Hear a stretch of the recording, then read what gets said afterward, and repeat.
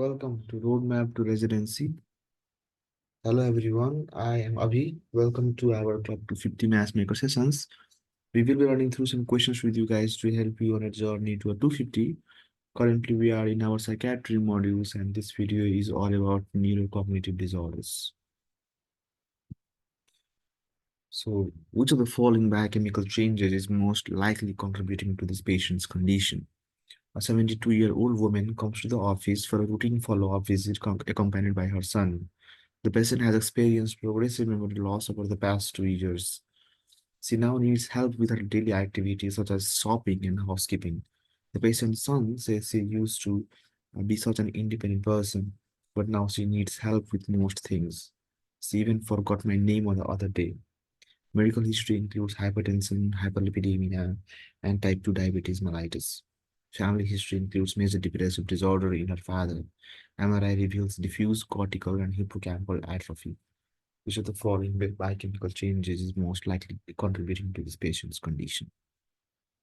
Decreased choline acetyl transferase activity in the nucleus basalis, decreased dopa decarboxylase activity in the substantia nigra, decreased tryptophan hydroxylase activity in the referee nuclei, increased acetylcholinesterase activity in the caudate nucleus, increased dopamine beta hydroxylase activity in the locus ceruleus. So these are the clinical features of Alzheimer's disease. The early findings may be anterograde memory loss, that is immediate recall affected, distant memory is preserved, visual spatial deficits, example lost in own neighborhood, language difficulties like example difficulty finding words, cognitive impairment with progressive decline. Late findings may be neuropsychiatric, example hallucinations, wandering, dyspraxia, example difficulty performing learned motor tasks, lack of insight regarding deficits, non-cognitive neurological deficits, example, pyramidal and extrapyramidal motor, myoclonus, and seizures, urinary incontinence. So Alzheimer's disease is the most common cause of dementia, and it has the following characteristic features. Trivial clinical symptoms, slow progressive memory loss, macroscopic brain appearance, mild to moderate generalized brain atrophy, macroscopic brain changes leading to neurofibrillary tangles, senile plaques, and amyloid angiopathy, biochemical abnormalities, which is decreased acetylcholine levels in the hippocampus and nucleus basalis of Maynard. The most important biochemical abnormality noted in AD, or Alzheimer's disease, is a decrease in the acetylcholine level. Well, this occurs due to a deficiency of choline acetyltransferase. The decline in acetylcholine is most notable in the nucleus basalis of Maynard, which participates in memory and cognition. This nucleus is located at the base of the forebrain and widely projects into the neocortex. Another involved structure is the hippocampus. The major function of the hippocampus is the formation of new memories. So symptomatic management of AD includes cholinesterase inhibitors, which target the acetylcholine deficit by inhibiting the degradation of acetylcholine at the synaptic cleft. So the patient most likely suffered from which of the following condition? A 65-year-old woman is brought to the clinic by her husband due to worsening memory problems. She has medical history significant for long-standing hypertension, type 2 diabetes mellitus, and depression. Physical examination shows cognitive impairment but no focal neurological deficits. 2 years later, the patient died suddenly from a massive myocardial infarction. Congruent staining of brain samples obtained from the hippocampus and cerebral arterioles reveals patchy red deposits that turn yellow-green under polarized light. This patient most likely suffered from which of the following conditions? Alzheimer's disease, Huntington disease, Parkinson disease, Pick disease, pseudodementia, vascular dementia, or vitamin B12 deficiency. So amyloid is an abnormally folded fibrillar protein that deposits in the extracellular space of tissues. When stained with Congo red and viewed under polarized light, these deposits have a characteristic apple-green birefringence due to their beta-state structure. Amyloid deposition can affect the multiple organ systems as occurs with plasma cell tumors. However, in Alzheimer's disease, the amyloid deposits are seen exclusively in the brain tissue.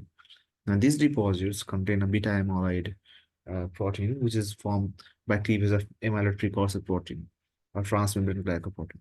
Normally in the disease, the neuritic plaques can often be found in the medial temporal lobe and are composed of a central A beta core surrounded by a dystrophic neurites. Not so important to remember. But A beta deposition also occurs in media adventitia of the cerebral vessels. Now, this is important, which causes amyloid angiopathy and may cause vessel weakening with intracranial hemorrhage. So, which of the following is the most likely pathophysiologic process underlying the patient's condition? A 66-year-old man comes to the office after his employer orders him to undergo medical evaluation for repeated mistakes at work. The patient was a highly successful accountant until 6 months ago when he started making uncharacteristic errors and turning in projects late. He says, I don't know why, but it's suddenly really hard for me to organize and plan for these projects. His wife has had to take over managing their finances at home. The patient is also having difficulty shopping for groceries and preparing meals. He has not seen a physician in many years and takes no medication. Blood pressure is 159/96 and pulse is 72. Physical examination shows impaired executive neurocognitive function. Reflexes are 2 plus in the right lower extremity and 3 plus in the left. Strength is 5 by 5 on the right side and 4 by 5 in the left lower extremity. C has an unsteady gait. Which of the following is the most likely pathophysiologic process underlying this patient's condition? Arteriosclerotic changes affecting the small cerebral blood vessels, degeneration of cholinergic neurons in the basal forebrain, degeneration of dopaminergic neurons in the substantia nigra, diffuse searing and injury of white matter tracts, neuronal loss and atrophy affecting hypothalamic mammillary bodies. So the patient may be suffering from vascular dementia. The ischemia or infarcts due to the large vessel atherosclerosis, small vessel disease like arteriolosclerosis, or cerebral amyloid angiopathy. The clinical manifestations may be early prominent executive dysfunction and sometimes maybe multi-infarct, which can cause often stepwise decline in the functions. Strategic infarct associated with localizing cortical deficits. Subcortical vascular encephalopathy associated with subcortical signs, example, urinary incontinence or gait disturbances. Imaging findings, which can be cortical infarct, subcortical or lacunar infarcts, and white matter hypersensitivity. So vascular dementia subtypes is small vessel disease and large artery infarction. So small vessel disease, there is multiple small infarcts, which is often unrecognized, okay? And the focal neurological signs that localize to multiple areas, and there are subcortical signs like incontinence or gait disturbance. In case of large artery occlusion, there is overt stroke. The patient will have obvious stroke symptoms, but there will be localized cortical deficits, and there will be cortical signs like aphasia, agnosia, and neglect. So these patients relatively abrupt cognitive decline with prominent executive dysfunction and localizing neurological findings. Um, Example, asymmetrical reflexes, asymmetrical muscle weakness, and gait disturbances is strongly suggestive of vascular dementia due to unrecognized stroke 6 months ago. Now, vascular dementia is often caused by two potentially overlapping mechanisms, large artery infarction and small artery infarction.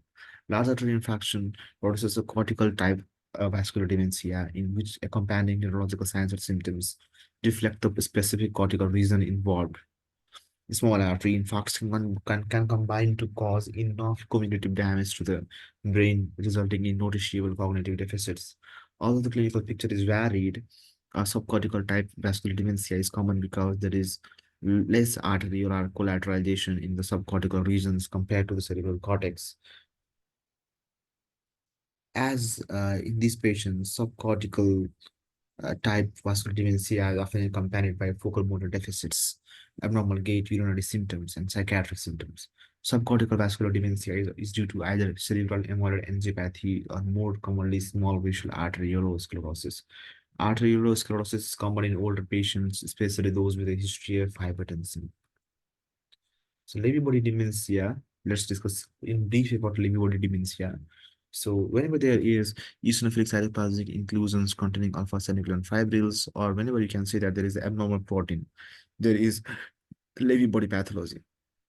Now, Lewy bodies are mainly in the brainstem, limbic cortices, and multimodal association cortices, like different lobes like frontal, temporal, and parietal lobe.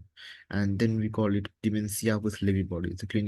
The central feature is required for diagnosis like progressive, prominent, and cognitive impairment, particularly affecting the memory, executive functions.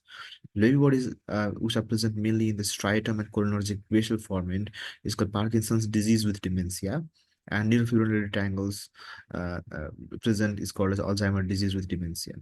Now, In dementia with Lewy bodies, there are some core features like fluctuating cognition, recurrent visual hallucinations, and a spontaneous feature of Parkinsonism.